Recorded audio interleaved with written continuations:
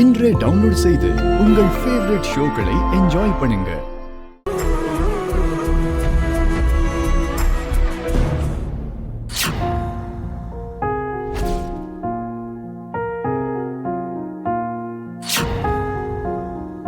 காலையில பாத்துக்கலாம்ல. 2 மணி நேரம் முன்னாடி எழுந்து பண்ணதுக்கே நான் இன்னும் முடிக்கல. இதுல காலையில பண்ணனா எப்போ முடிக்கிறதுங்க? அப்போ நீ 2 மணிக்கு எந்திரிச்சிட்டியா? ஆமாங்க.